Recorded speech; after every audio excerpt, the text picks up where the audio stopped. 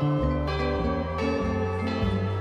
ask your fiancé, what do you think about going into marriage?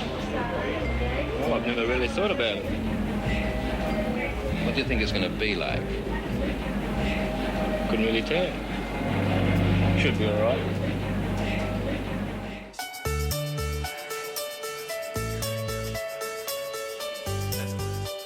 These days, people spend tens of thousands of dollars on their wedding day. But few prepare for the everyday reality of what it means to be married. Marriage has changed incredibly. The reality is that most people who marry have got a 50% chance of not staying married. Problems in relationships are inevitable anyway, and the research shows that 73% of our problems are unresolvable. We just have to find a way to manage them. So what do you do when things go wrong? We got stuck and we needed someone to help us get past those issues. The heartache caused by the Second World War saw the emergence of the marriage guidance movement. Almost 1 million Australians served, and many returned home with physical and emotional scars. This put a huge strain on relationships. There was a spike in divorces in Australia after the end of the Second World War, and everyone was alarmed by this. They expected the boys would come home from the war and they'd be embraced by their families and everyone would live happily ever after. But of course it wasn't like that. For some people, the trauma of war was enough to send them over the edge. In those days, married couples who hit a rocky patch either went to the local minister for advice or figured it out themselves. There you are, so you're looking happy? I hope you are. Well, as happy as I'll ever be, isn't it? Fred and Daisy Elsom are typical of those wartime sweethearts who found post-war marriage a challenge. 19-year-old Daisy was serving tea and coffee to the troops at Geelong train station when Fred, who was home on leave, left a note for her on the counter. After the trains would all go by, you'd always find these bits of paper. Could you please write to me? And there'd be a name and an address. We would sit and we would write the letters, not knowing who you were really writing to. And eventually somebody would turn up perhaps and say, I'm so-and-so that you've been writing to. And that turned out one time to be Fred. I don't know, she's probably a good sort, and it turned out she's a good cook and a good wife, so I was lucky. After a courtship by correspondence, they married in 1944.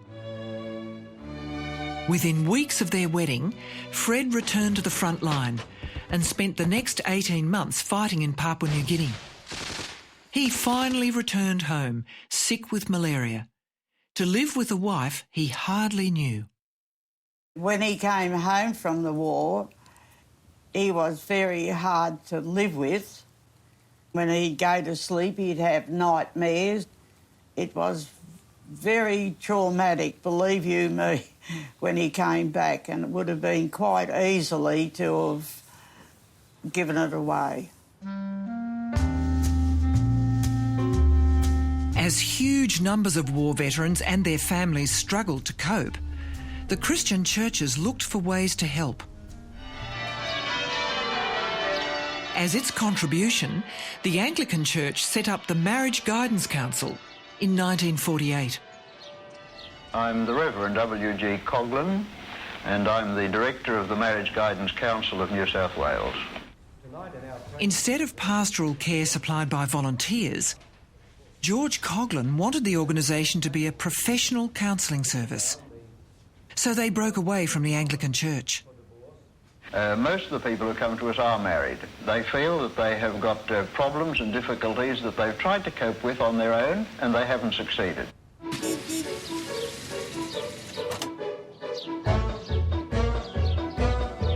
The 50s in Australia were years of stability and growth, with marriage and family firmly at the centre of society.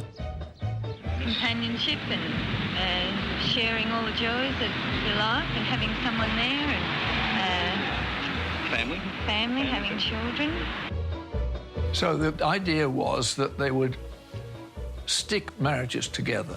Now, there was a very strong emphasis in those days on keeping people together. What makes you feel that this particular love affair is any different to the ones you had before? Well, I don't know. Well, we had a break at one time. We found we couldn't be apart. It was a very conservative society. The majority of the population went to church. So there was a whole feeling that we don't want to change anything, we don't want to rock the boat. And marriage was seen as the cornerstone of any kind of civilised society. Up to the 1960s, women in particular were expected to marry, with the average marrying age 21 for women and 24 for men. Marriage guidance was being offered by a few organisations, but Reverend Coghlan wanted a higher profile for his marriage guidance service. In these days, I think it's generally agreed, in Australia anyway, that if you ask people what's life for, what's it about, they'd say, well, to get satisfaction, to be happy. In marriage, it's the same, whether it's thought out or not. We go into marriage because we believe that it will bring us satisfactions, it will bring us happiness of one kind or other.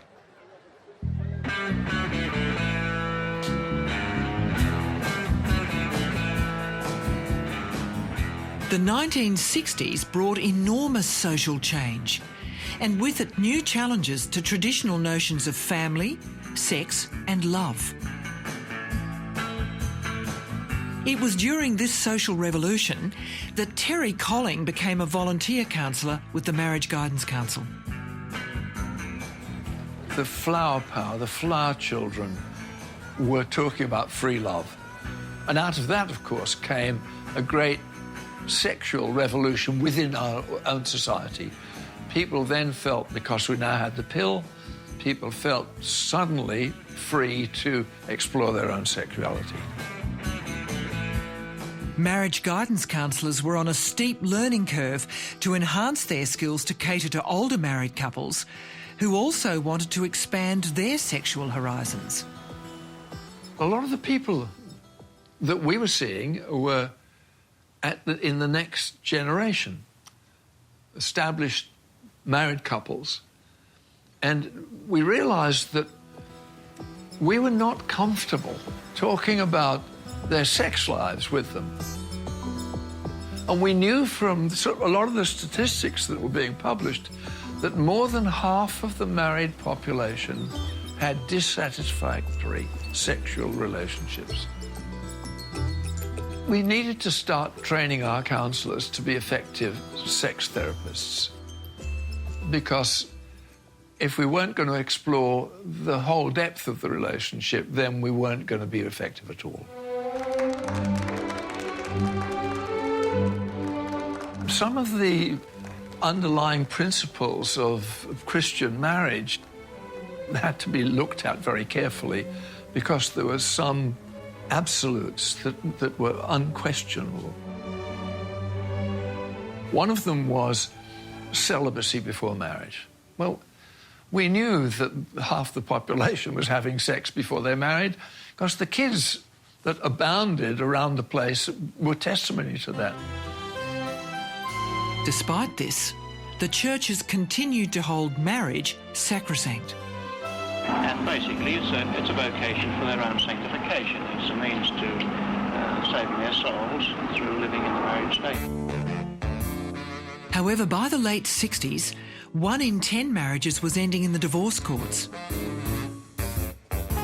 But getting a divorce wasn't easy. Proof of a guilty party was needed, and private investigators were employed to catch people in the act of adultery. It's a difficult thing to get divorced, financially and emotionally and every other sort of way, because the feelings between my husband and I are very compatible. We're still friends, but we're not man and wife. By the 1970s, the women's liberation movement was challenging men's role in marriage. This put yet more pressure on family life. We found in the agency is, as a consequence of the women's movement, there was a great deal more discontent. Men were very confused. Men were upset and confused. For them, it was about, I'm a good man, I don't beat my wife, I don't go out boozing, I love my kids, I love my wife. What's she on about? What does she want? You know, tell me what you want and I'll get it for you. In 1975, the Whitlam government introduced no-fault divorce and single-parent benefits. This brought about a huge shift in the marriage guidance movement. We're having now, I want to talk about it now. I'm scared of putting it off that it'll... So there was a great upheaval in the counselling movement during that time. And unfortunately, looking back, I think a lot of marriages broke up unnecessarily because there wasn't enough understanding. Terry, I never thought we'd have to come into counselling. We had such a good marriage and all of a sudden it's gone fut. All of a sudden, Lillian, it's just gone fut. Instead of upholding the institution of marriage, counsellors like Terry Colling began to focus more on the quality of the relationship and the needs of the individual. You both feel as though you've lost interest in each other. And I wonder what generates this sort of feeling of being alone in a marriage.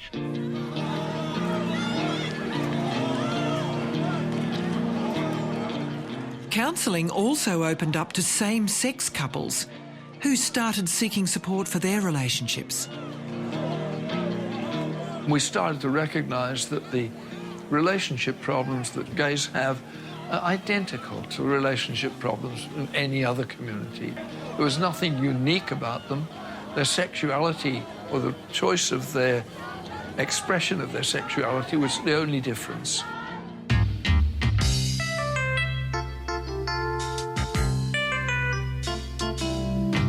Caroline Jones saying good morning to you.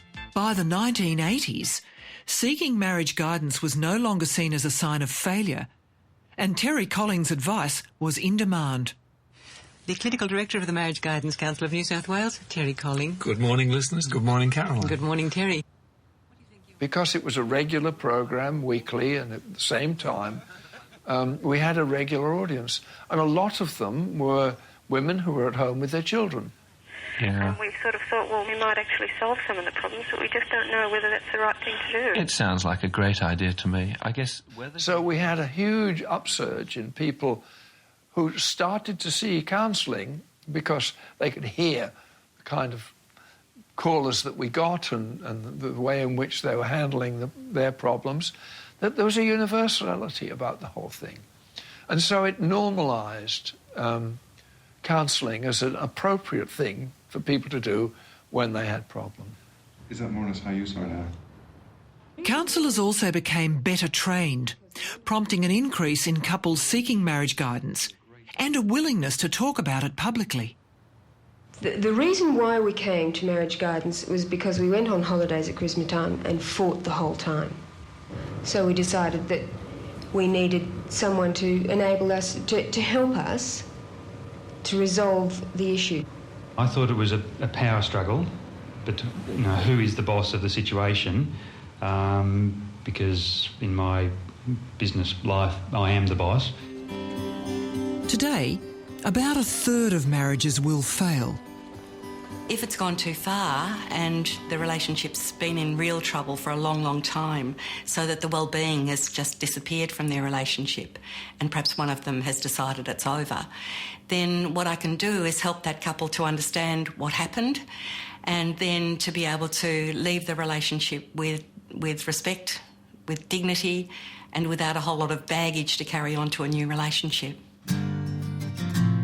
Penny Vassiliadis and Ben Morrison met when they were teenagers and got married 3 years ago. All was going well until they started planning for a child. We both wanted to have children, and we'd had a conversation about when we would start to have a child. And I thought we'd reached that point. I'm going to make a snap, Penny. It became clear that Ben wasn't really thinking about it at that time. And that was really, really difficult for me because I'd been sort of waiting until that time that we'd agreed on. And that time had come and we weren't having a child. We just both weren't listening to each other very well, and we both felt like we had to win at something. We did consider breaking up. Yeah. Yeah, We didn't want to. No, we didn't want to. But it just felt like we were on different trajectories all of a sudden. There we go. Ben suggested they go to a marriage guidance counsellor, but he had some reservations. The first bunch of times I didn't want to go. Like, it was kind of my idea that I didn't want to go. It wasn't fun. I had a lot of questions around why would you go and talk to these people? Who are these people? What are they doing? Like, what are they doing? And they get in your heads, you know. And then, you know, that's how I felt. Like, they get in your mind and poke you. They went to see Rosalie Pattenden, who's counselled couples for over 30 years. All couples do get into difficulty in their relationship, but that doesn't mean the end of the relationship. It means that they have to learn how to work through those difficulties. And if they can do that, then they can start being there for their partner in the way that they'd like to be again. She said that most of the time as a couple you won't agree. The trick is what you do with that. Is that right? Yeah. How you deal with that. That's great information. It's just like permission to disagree. Yeah. Somehow. But it's good, yeah. You don't need to agree on everything. Problems in relationships are inevitable anyway, and the research shows that 73% of our problems are unresolvable. We just have to find a way to manage them. And so even with very difficult decisions, like one person wants to have a baby and the other one doesn't want to have a baby, the important bit is really understanding why each of them has held that position so strongly.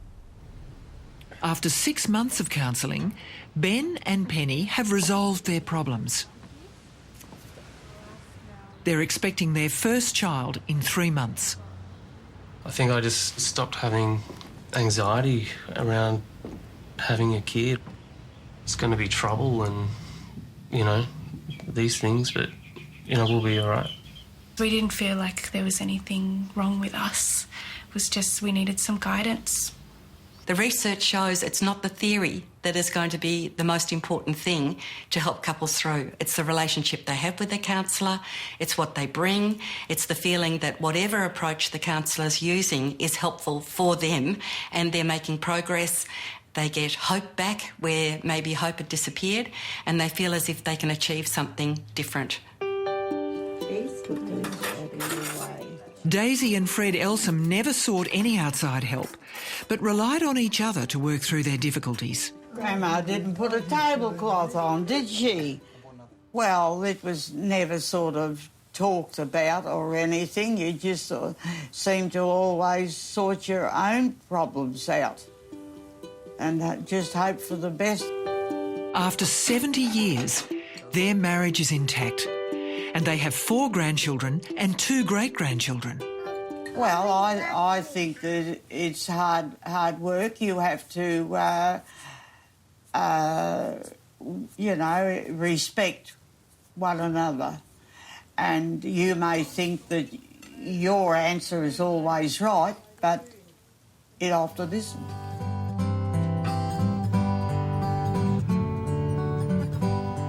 Today, less than 30% of weddings take place in a church. For those who do want a church wedding, picturesque All Saints Anglican Church in Sydney is a popular choice. Ben Lewin-Smith and Yo-Yo Chen are getting married here. But before they do, they must participate in a 2-day pre-marriage education course. It would definitely help us develop our skills when it comes to dealing with conflict and making big choices later on after the wedding. to just getting to know each other a little bit more, and I think it's better for our future marriage life. We spend a lot of time and energy, money, resources in planning for our wedding day, which is fair enough, we do.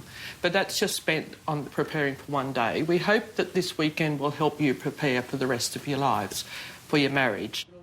Derek and Ellen Yule have been running marriage education workshops since the 1980s. We'll be looking first of all at the characteristics, the traits that actually make a good marriage. And the church is interested in doing this because it has a concern that a lot of marriages do unfortunately break up. The church sees that it has a role in this. These couples have come to the church and said, we want to be married and we want to be married by you in your church. So we're going to spend a bit of time looking at some of the differences, because the reality is that our differences are often what leads us to having conflict.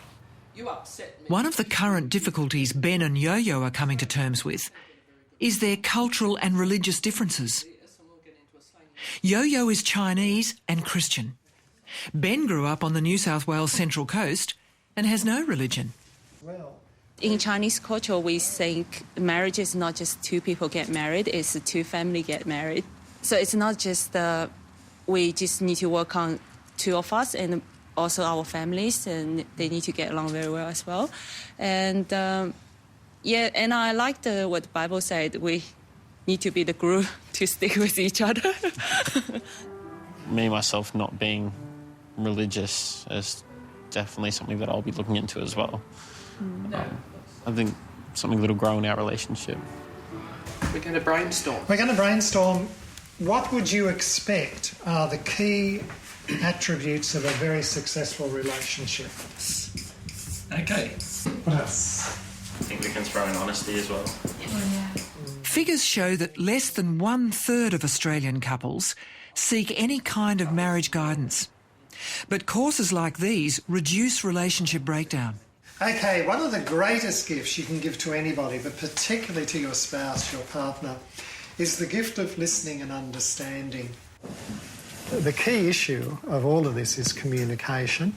And the other bit that we focus on very strongly is the fact that you need commitment to this relationship. Okay, now I want you to start talking to each other. You know who's going to start talking, and I want you to commence by standing back to back.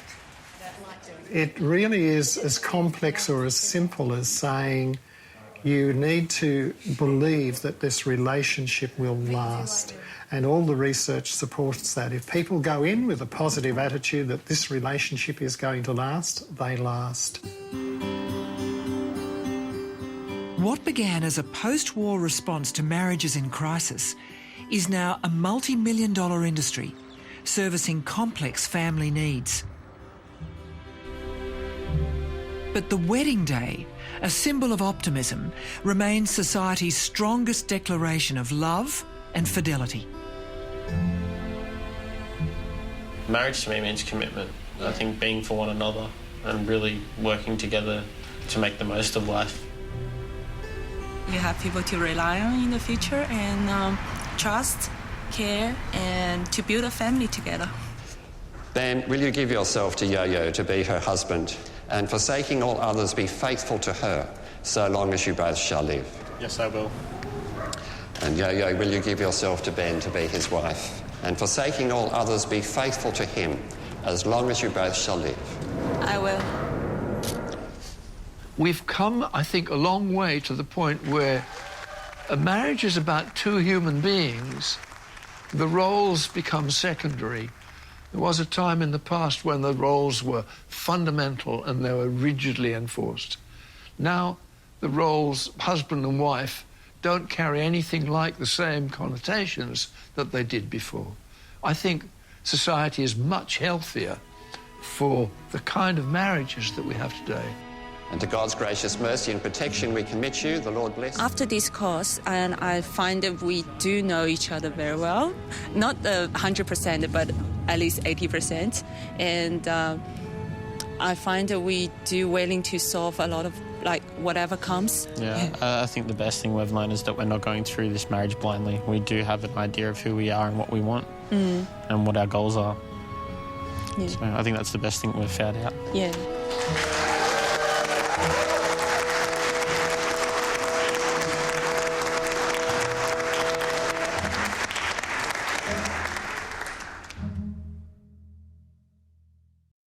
Next on Compass.